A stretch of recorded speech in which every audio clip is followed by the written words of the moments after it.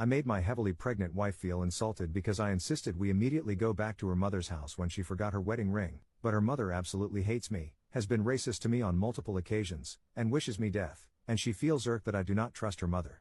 Posted by u/champuvu17.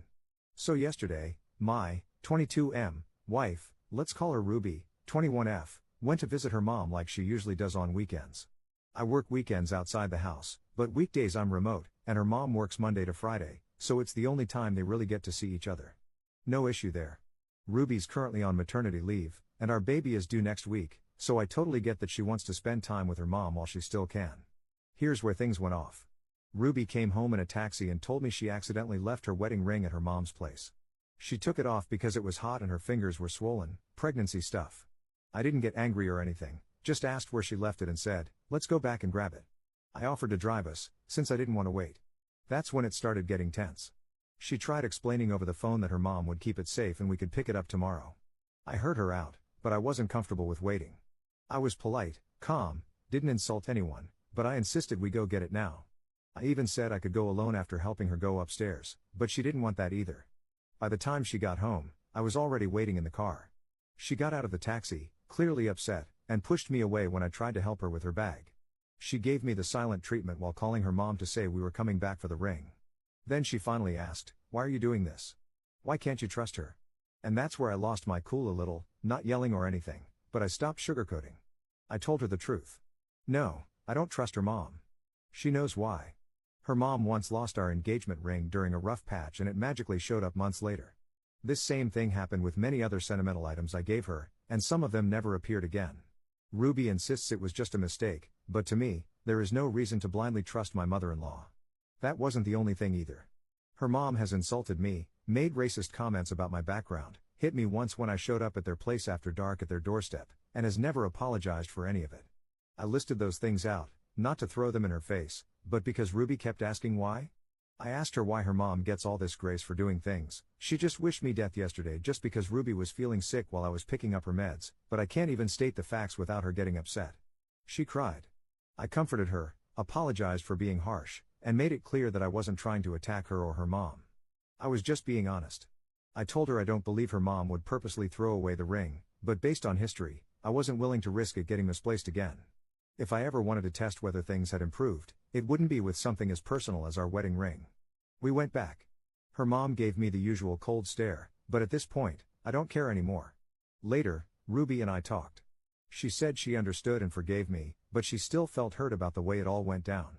I didn't yell, I didn't insult anyone, I just acted quickly, maybe too quickly, and didn't give her time to process it. I agreed and apologized for that part, but I still feel down about all this as well. In my defense, I just panicked a bit. I value that ring a lot, and when something feels urgent, I move. Ruby has actually thanked me for being that way in past situations, but after seeing my wife still so sad about this, I'm wondering if I should have just let it go. So yeah. I don't know. I feel like I did the right thing, but maybe in the wrong way. How do I fix this? And am I the jerk? Top/relevant comments. Commenter. Not the jerk. Your mother-in-law is a pain, but the problem is that your wife is allowing her to continuously disrespect you. You need to have a serious sit-down conversation about how she's mistreated you and what you expect your wife to do about it. It's not being harsh, it's setting boundaries and asking her to put your family first, you, her, and your new baby.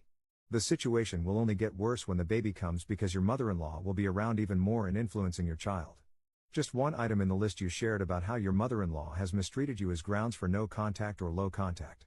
Your wife needs to be an adult and stop running to her mom for every little thing. Ops response. I've tried to talk to her about this.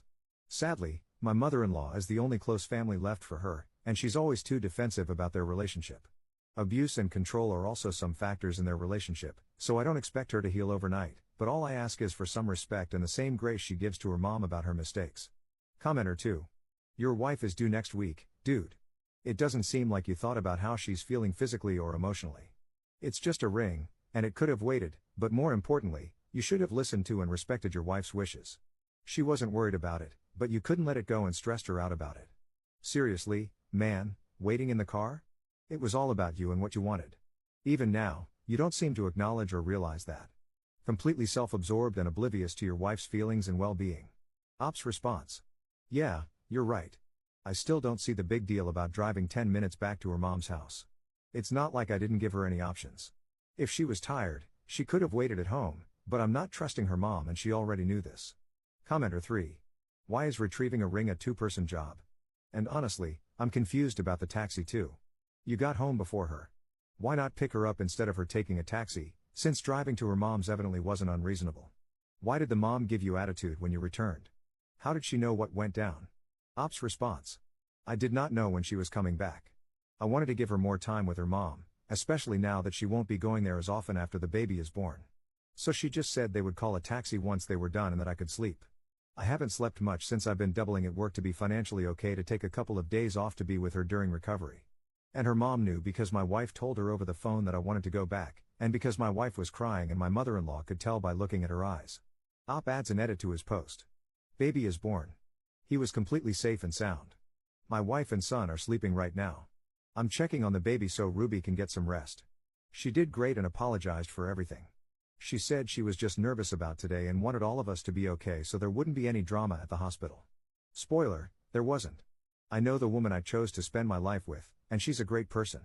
She cares about her mom as much as she cares about me, but she did admit she overreacted and wants to support me more. I know this isn't the end of the story. We've already started thinking about some boundaries to set, and this is just the start of our lives together. So hopefully when I come back with updates, it will be good news. Good night, guys. I'll do my best to stay up, and thanks for all the advice, even the sharp comments.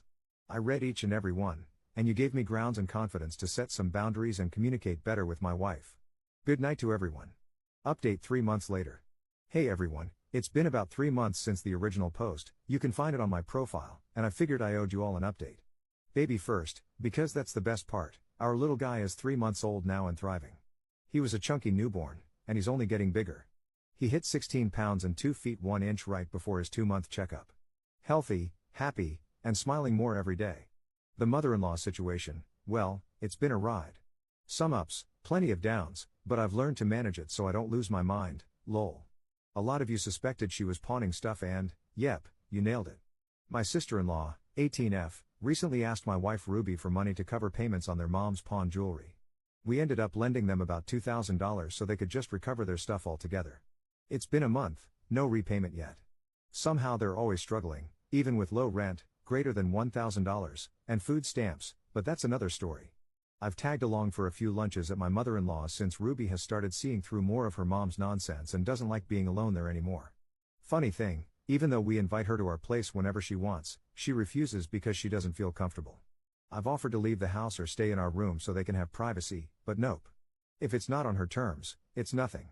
So gladly for me, visits are way less often, as I'm back at work already and until my wife feels comfortable again, I should be there with them. The worst part is the verbal stuff. My mother-in-law never says it when I'm around, but when she's mad she yells at Ruby and throws out nasty comments about me or even our baby. She's said things like, our son will grow up to hit Ruby, or that bad things will happen to her because of how she treats her mother. It's gross. Ruby's been doing therapy, and we agreed our son doesn't need to grow up hearing that. She explained the best she could to her mother that visits stop when she acts like that, as a baby doesn't need to be hearing all that stuff and neither does she. Her response? He must be used to it already, I've behaved this way since he was in your belly. So? Yeah. I wasn't taken aback. I see my mother-in-law for who she really is, but Ruby got very disappointed that day, so reality check passed.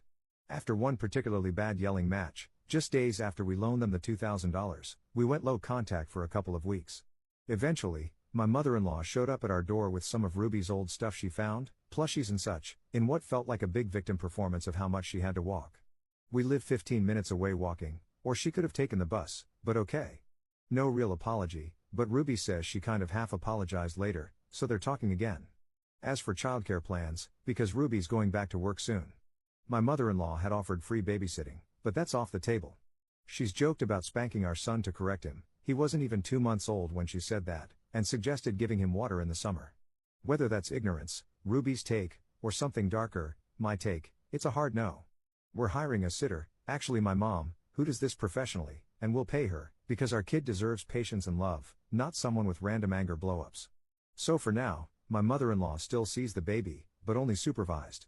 Any more screaming and visits stop again. I doubt she'll ever change.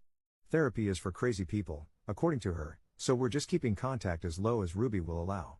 I'll save my venting for Reddit and my therapist. That's pretty much it. Thanks to everyone who gave advice last time.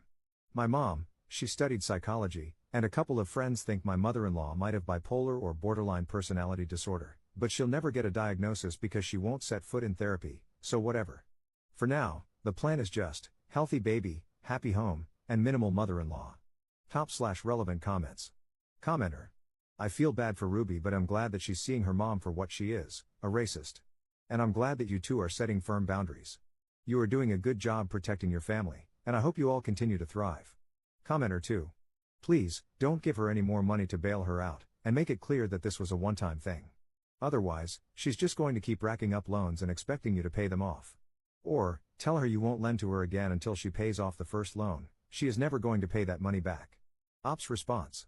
Yeah, if she never pays us back, that's my definitive I told you so to cut any support from our side. They were already told we are not helping them any longer until they pay us back. Op on his wife eventually going no contact with his mother-in-law. My wife is in therapy now and sees how toxic the pattern is. We've agreed on low contact, only supervised visits, and we pause them when her mom starts up again with the nonsense. But my wife still loves her mom and isn't ready to cut ties completely. I respect that. What's hard is watching my wife get hurt over and over while I try not to say I told you so. Like a month ago, a couple of days after we lent them money, which they haven't paid back, by the way, her mom started another screaming match with my wife. We went low contact, no visits after that, until my mother-in-law dared to visit us to offer a half-assed apology, which I don't think was an apology at all, but that made them go back to speaking terms again. I want to protect our little family, but I also want to be the partner who listens and supports, not the guy who pressures her to choose sides. But even when my wife has spoken clearly to her, like, we won't allow her to see our son if she goes on with her angry yelling and nonsense, she just goes all, so what? You know I'm like this and your son should have gotten used to it already, etc., etc. That was very disappointing to my wife, but still not enough to go no contact. Every call she receives from her mom yelling at her makes me feel hopeful that it will finally be enough to get rid of her mom, but it isn't. Sometimes it annoys me enough to get mad, sometimes I just stay silent so I don't say I told you so. My mother-in-law is my wife's only blood family besides her sister and our son. Her dad was as awful, if not more, but she regrets getting mad at him and going no contact. He died while she was still upset with him, and she wonders how he felt in his last moments. She doesn't want the same thing to happen with her mom.